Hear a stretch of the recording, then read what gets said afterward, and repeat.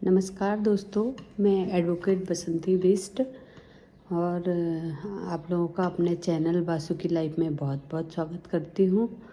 आप लोग मेरे ब्लॉग देखते ही होंगे और कई बार मैंने लीगल जानकारियाँ भी आप लोगों को दी हैं जब भी मुझे टाइम मिलता है।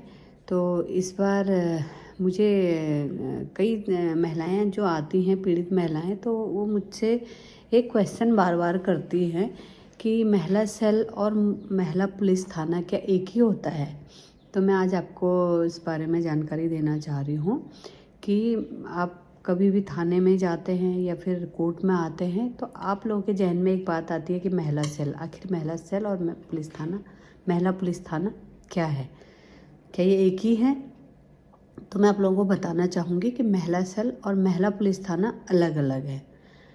अब आते हैं हम पहले महिला सेल पे। तो महिला सेल बेसिकली उन महिलाओं के लिए है जो पीड़ित महिलाएं हैं, जिनके साथ में उनके हस्बैंड द्वारा मारपीट, अत्याचार, उत्पीड़न उनके साथ में किया जाता है। तो उसके लिए महिला सेल बनी हुई है।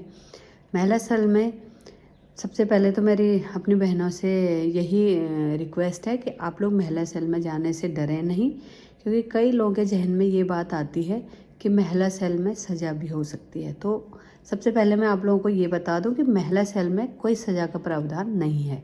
बेसिकली महिला सेल इसीलिए बनाई गई है महिलाओं के लिए कि वहाँ पे आप लोगों की काउंसलिंग करा दी जाती है। दोनों पति पत्नी, पति को भी बुलाया जाता है, पत्नी को भी बुलाया जाता है, दोनों के साथ में बात सुनी जाती है, अलग अलग बिठा के बात सुनी जाती है, उनके परिवार वालों की बात सुनी जाती है और वहाँ पे पूरी कोशिश करी जाती है कि इनके मामलों का समाधान करके इनका आपस में समझौता करा दिया जाए। जो भी परेशानी है वो चीज़ें वहाँ पे सॉल्व हो जाएं। बेसिकली यही महिला सेल का काम होता है, काउंसलिंग कराने का। उनको सज़ा देने का कोई भी प्रावधान नहीं है और नहीं वहाँ पे कोई सज़ा होती है। पहली बात तो आप अपने दिमाग में ये चीज़ बिठा लीजिए कि सज़ा का प्रावधान नहीं है। तो आप बेझिझक महिला सेल में जा सकती हैं। हो सकता है कि गलती महिला की भी हो सकती है, पुरुष की भी हो सकती है। कई बार क्या होते हैं कि घर में जो पंचायत बैठती थी, पहले घर के अंदर जो फैसला नहीं होता था तो पंचायत में वो चीज़ें करी जाती थी, वहाँ पे पंचायत बिठाई जाती थी, आपस में सबकी बातें सुनी जाती थी।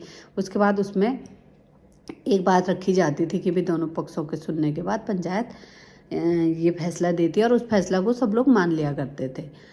तो वही महिला सेल है। महिला सेल भी एक तरफ से पंचायती है, क्योंकि वहाँ पे भी आपको काउंसलिंग करी जाती है और महिला सेल पूरी 100% कोशिश करता है कि उसमें किसी भी तरह से आप लोगों का समाधान हो जाए और आपका परिवार ना टूटे और महिला के साथ में कोई उत्पीड़न ना हो।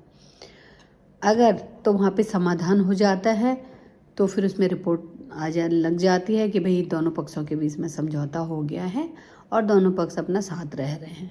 या फिर ये होता है कि एक पक्ष रहना चाह रहा है, एक नहीं रहना चाह रहा है। फिर ये होता है कि दोनों में समझौता हो ही नहीं रहा है, बात बनी नहीं रही है। तो महिला सेल क्या करती है, फिर उस एप्लीकेशन को उसके जहाँ पे महिला रहती है उसके क्षेत्राधिकार में, उसके जुरिडिक्शन में जो थाना आता है वहाँ को एप्लीकेशन रेफ़र कर देती है। तो वो थाना जा कर के वहाँ पे बुला करके दोनों पक्षों को वो भी समझाने की कोशिश करते हैं वहाँ पे और समाधान करते हैं उनके बातों का, उनसे पूछते हैं क्या चीज़ है क्या नहीं है। वहाँ पे भी समाधान नहीं होता तो उसमें फिर मुकदमा दर्ज कर दिया जाता है। तो ये तो हो गई महिला सेल और शायद में आप लोगों को समझ आ गया होगा। अब रही बात महिला थाने की। महिला थाना जो होता है उसमें एक महिला प्रभारी होती है थाने की और उसमें जो स्टाफ होता है वो महिलाओं का होता है। वो महिला थाना इसलिए है क्योंकि महिलाएं कभी भी थाने में जाती हैं अपनी प्रॉब्लम को लेके तो वो खुल करके अपनी प्रॉब्लम डिस्कस नहीं कर पाती हैं और ना ही पुलिस वालों से बता पाती हैं। तो उनके लिए फिर महिला थाना बना हुआ है। महिला थाने में जा कर के वो बेसिकली महिला थाने में भी कोशिश किया जाता है काउंसलिंग का, आप लोगों को समझाने का, समझौता कराए जाने का। अगर बात कहीं से नहीं बनती है, नहीं होता है, तो फिर तब जाकर वहाँ पर मुकदमा दर्ज हो सकता है। अब जैसे महिला सेल है, महिला सेल से भी कोई एप्लीकेशन रेफ़र हुई है, अगर उस डिस्ट्रिक्ट में महिला थाना है तो वो जो एप्लीकेशन है वो रेफ़र उसको महिला थाने में ही करेंगे। अगर महिला थाना नहीं है तो फिर जो और थाने हैं आपके जुरिडिक्शन में तो वहीं एप्लीकेशन रेफ़र होके आती है। अब महिला थाने में जैसे एनजीओज़ है तो महिला थाना जो क्या क्या करती है कि एनजीओस की भी हेल्प लेती हैं। एनजीओ जो है वो भी महिला थाने में जाते हैं। महिला थाने में उनको भी अपनी बात कहने में कोई हिचकिचाहट नहीं होती है, क्योंकि वैसे अगर वो जाती हैं एनजीओस की जो महिलाएं जाती हैं थाने में, वहाँ पे थोड़ा सा उनको भी हिचकिचाहट होती है, अपनी बातें खुल के नहीं बता पाती हैं। तो महिला प्रभारी अगर होती हैं थाने की और महिला थाना होता है तो वहाँ पे वो लोग भी अपनी बातें खुल के बताते हैं। वो भी पुलिस थाने में उन लोगों की बड़ी हेल्प करते हैं और वहाँ पे कोशिश की जाती है कि ज़्यादा से ज़्यादा इन बातों को रखा जाए कि मामले का समाधान हो जाए।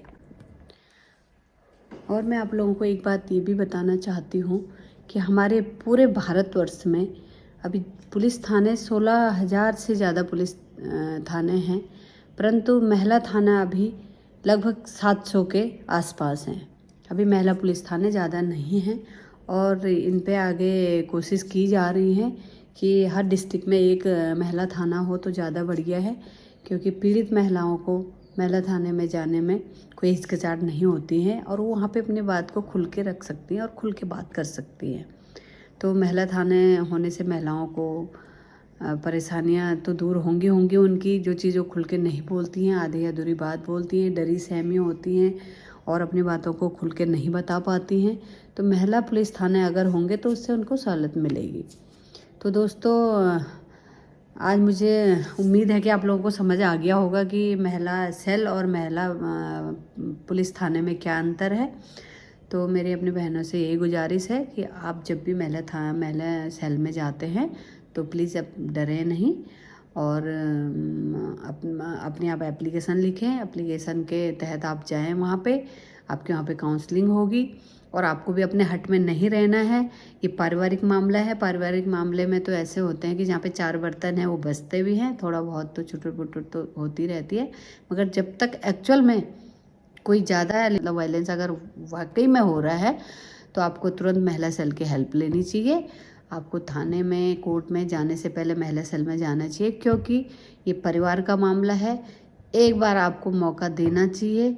हो सकता है कि जो बात आपके घर में नहीं संभल रही है, आप महिला सेल में जा कर के आप दोनों पक्ष अपनी अपनी गलतियां खुद महसूस कर सकते हैं, क्योंकि घर में जो बात होती है और घर वालों के बीच में जो समाधान करने की कोशिश की जाती है, तो कई बार क्या होता है कि जो पीड़ित महिला होती है उसे लगता है कि सास ससुर जो है वो अपने बेटे का पक्ष ले रहे हैं, और कई बार बेटे को लगता है कि नहीं, मेरे जो माँ बाप हैं वो मेरी बीवी का पक्ष ले रहे हैं।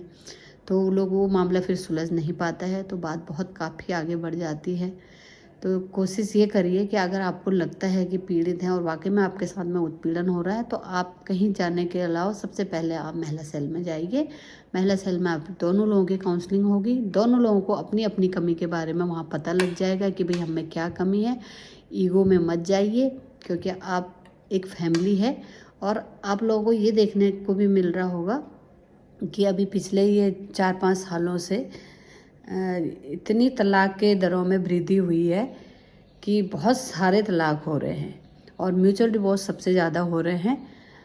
अंडरस्टैंडिंग किसी की मिल नहीं रही है, और अब सब लोग को इतनी जानकारी हो गई है और सबको इतने अवेयरनेस हो गई है कि लोग ये जानने में लग गए हैं कि भाई अब अगर हम कोई और मुकदमे करते हैं, 125 का करते हैं और घरेलू हिंसा करते हैं और 13A करते हैं, या फिर इनके खिलाफ़ कोई भी मुकदमा या थाने में करते हैं, डाउरी एक्ट करते हैं, तो उसमें हमें बहुत टाइम लग जाएगा। तो हमें अगर डिवोर्स लेना ही है तो हम सीधे जा कर के 13B में जा कर के म्यूचुअल डिवोर्स कर लेते हैं। आपसी समझौते से लोग आपसी समझौते से तलाक लेने के लिए आते हैं, तो थोड़ा भी नहीं सोचते हैं कि हमारे परिवार का आगे क्या होगा या हमारी आगे क्या स्थिति होगी। तो जब तक मतलब भावनाओं में मत बहो। मेरे कहने का मतलब यह है कि भावनाओं में मत बहो। अगर आपको लगता है कि भाई कहीं से दोनों के आपस में बन सकती है, और हो सकता है कि एक बंदा गलत हो और थोड़ा सा महिला सेल में जाने में हो सकता है काउंसलिंग करके वो सुधर जाए, उसको गलती हो जाए अपनी बातों की, कि भाई अपनी गलतियों की उसको महसूस हो जाए। पहले उसे महसूस नहीं हो रहा था, वहाँ पे जाके काउंसलिंग हो उसको महसूस हो जाए, तो ईगो में ना रहे दोनों पक्ष। तो आज का मैं अपने जो मैंने आप लोगों को बताना था महिला सेल और महिला थाने में क्या अंतर है, तो शायद में आप लोग समझ चुके होंगे, आप लोगों को पता लग गया होगा कि दोनों अलग महिला सेल अलग है और महिला पुलिस थाना अलग है। तो आज का ब्लॉग मैं अपना यहीं एंड कर रही हूँ। दोस्तों, अगर आपको मेरे वीडियो अच्छे लगे तो प्लीज़ मेरे चैनल को सब्सक्राइब करें, लाइक करें और शेयर करें, ताकि मैं आगे भी आप लोगों को आपकी जितनी भी लीगल जानकारी आपको देते रहूं। और आप लोगों को भी अगर मुझसे कुछ पूछना है और केस से रिलेटेड तो आप मुझसे पूछ सकते हैं। और मेरा नंबर स्क्रीन पे है, आप मुझे फ़ोन कर सकते हैं, मुझसे आप राय ले सकते हैं। तो धन्यवाद, मिलती हूँ अपने न्यू ब्लॉग में।